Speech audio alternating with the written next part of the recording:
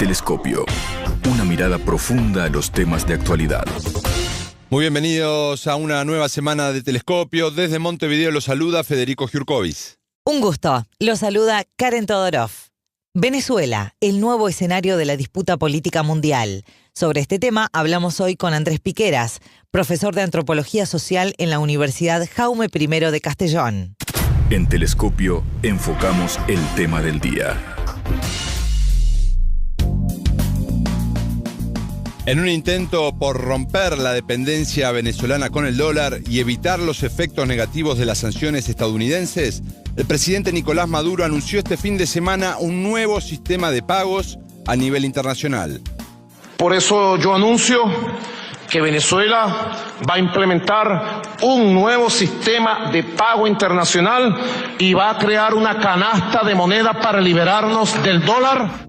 En esta canasta de monedas se incluyen el euro, el yuan chino, el rublo ruso, la rupia india y el yen japonés, entre otras. Maduro hizo este anuncio al presentar 8 proyectos de ley de corte económico ante la Asamblea Nacional Constituyente, que recibió la propuesta con una ovación. Más allá de los resultados prácticos que la medida pueda tener, la decisión es parte de la disputa entre Estados Unidos y el eje ruso-chino. El profesor Andrés Piqueras, del Observatorio Internacional de la Crisis, sostiene que la presidencia de Donald Trump refleja las luchas de poder internas en Estados Unidos y que éstas han provocado un cambio en los juegos estratégicos mundiales. Una corriente apuesta a la globalización de corte neoimperial, definida por Piqueras como capitalismo parasitario financiero a escala planetaria. Otra corriente, encarnada por Trump, defiende el imperialismo nacional clásico, basado en una economía productiva y en cierta competencia industrial. Estas dos tendencias chocan en su posición frente a Rusia y China, como se advierte en Siria, Corea del Norte, India, Pakistán y Venezuela. El país bolivariano es el escenario latinoamericano donde estas tensiones se materializan. Allí, Estados Unidos busca marcar territorio a sus dos competidores naturales, y en especial a Rusia. Trump quiere restablecer la llamada Doctrina Monroe de América para los americanos, que dominó el continente durante la Guerra Fría, para evitar la influencia comunista que se extendía por el mundo. Les proponemos compartir la entrevista sobre este singular momento histórico con Andrés Piqueras, profesor de Antropología Social y de Sociología en la Universidad Jaume I de Castellón. Con nosotros, la voz del experto.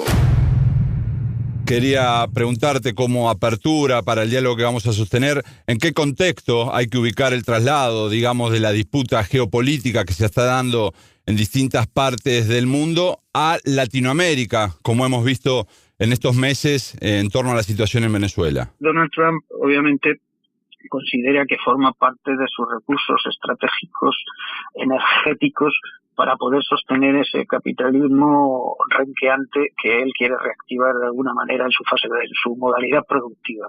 Y eso quiere decir que va a poner un celo especialmente cuidadoso en volver a la política monroísta de América para los americanos, y este es nuestro patio trasero y aquí esto no se nos toca, a cambio de que nosotros dejemos cierto juego en Asia y en alguna otra parte del mundo, pero especialmente en Asia, que es donde están las dos potencias que pueden hacerle frente a Estados Unidos en el siglo XXI.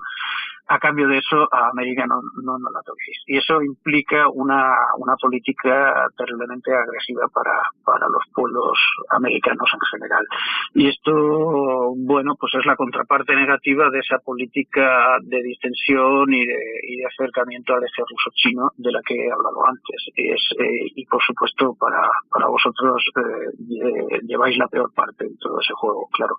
A partir de ahí se resitúa, se reconfigura toda la relación geoestratégica que implica nuestra América en todo este tinglado, ¿no? Tenemos una Venezuela, como tú decías, con una de las principales reservas energéticas, ya no solo del continente, sino del mundo, pero también un bastión, si se quiere, ideológico, que aquí, hacia el interior del continente, es uno de los lugares donde dice que el progresismo todavía mantiene su lugar, y por eso también Estados Unidos busca desestabilizar al gobierno de Nicolás Maduro. ¿Cómo ves en este contexto, aunque intuyo por dónde va tu razonamiento, que Rusia y China decidan bajar a América y también plantarle frente a Estados Unidos en este terreno? Bueno, realmente Venezuela es un factor, vamos a llamarle inesperado, entre comillas, en todo este juego estratégico mundial, en el sentido no inesperado porque el proceso viene ya de hace 20 y tantos años, sino por el hecho de que haya resistido. Claro. De esta forma y además con una clarificación ideológica que se ha producido después de las constantes agresiones de todo tipo que ha recibido. Entonces, lo más lógico y una vez que Estados Unidos prepara agresiones y lo que llamamos supongo que ahí se conoce también con el nombre de las revoluciones de colores, en la que te pueden poner a la carta a través de sus servicios de inteligencia, de sus infiltrados, de sus agentes parapoliciales, paramilitares y mercenarios, todo tipo de situaciones de desestabilización de países. Lo hemos visto en Ucrania, lo hemos visto en Egipto, lo hemos visto en las llamadas primaveras árabes, etcétera. En general, se provocan situaciones de alta inestabilidad, incluso se promocionan enfrentamientos armados en los que la intervención del Estado lleve precisamente a hablar de que cualquier régimen o gobierno está masacrando a su propia población y entonces de esa manera intentar justificar la intervención armada externa. Todo esto que se ha dado en todos y en algunos otros países que no he nombrado, se ha venido cebándose contra Venezuela en los últimos tiempos y aún así Venezuela ha resistido. Claro, aquí Estados Unidos tiene un punto un poco más difícil porque provocar en su, perdóname, entre comillas, en su patio trasero, una desestabilización militar tipo Libia, tipo Siria o algún otro país, o como la que hizo en la propia Yugoslavia, es un poquito más complicado. Estados Unidos le ha gustado siempre, ha preferido en su territorio, en lo que él considera su elemento natural propio, que es el continente americano en general, ha preferido las intervenciones quirúrgicas llevadas a cabo por militares o por ejércitos totalmente subordinados a sus mandatos. Y por tanto, de forma más o menos, eso, como te digo, quirúrgica, también, perdonadme por la expresión, indolora en el sentido de que para ellos no supone ningún contratiempo, por más que masacren a las poblaciones, obviamente. En cambio, en Venezuela, en la opción de revolución de colores, típica de lo que está haciendo ahora en el resto del mundo, pues implicaría una desestabilización de toda la región que no sé si de momento está dispuesto a asumir Estados Unidos y por eso lo tiene un poco más difícil. Yo creo que de ahí que va a intentar dividir al ejército, al propio chavismo, bolivianismo, y por supuesto intentar la guerra económica, la guerra social en general, pero de la forma más quirúrgica posible, ¿no? Ahora veremos cómo ante la reafirmación del poder bolivariano y de la clarificación ideológica que le queda por hacer, ¿no? De momento, maniobras militares está llevando a cabo y la amenaza sobre Venezuela, la amenaza militar sobre Venezuela es más que real, ¿no? Su juego geoestratégico cambia porque Estados Unidos, a cambio, ya digo, de estas aproximaciones o más o menos ententes que puede tener con sus dos superpotencias rivales en Asia, manifiesta claramente que su continente es su continente y que ahí ellos también tienen que abstenerse de entrar y que pueden estar a cabo de cualquier otra política, ¿no?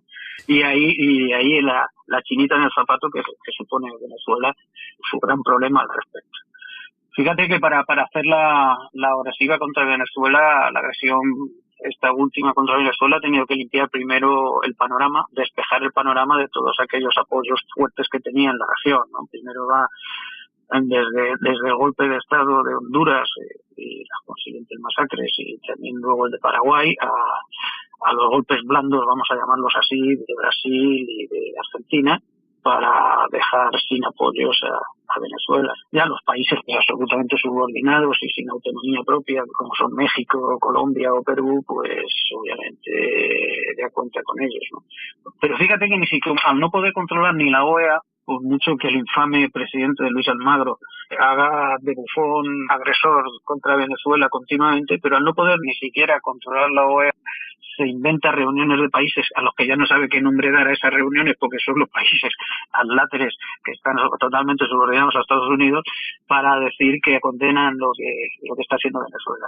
O sea que la situación de Estados Unidos ahí es difícil, aunque sabemos que sus posibilidades de golpear y de agresión son enormes, ¿no? ¿Y qué señal dan Rusia y China respaldando diplomáticamente en un contexto donde también como potencias están buscando alinear a las distintas zonas del mundo detrás de su visión, digamos, de hacia dónde debe ir la humanidad?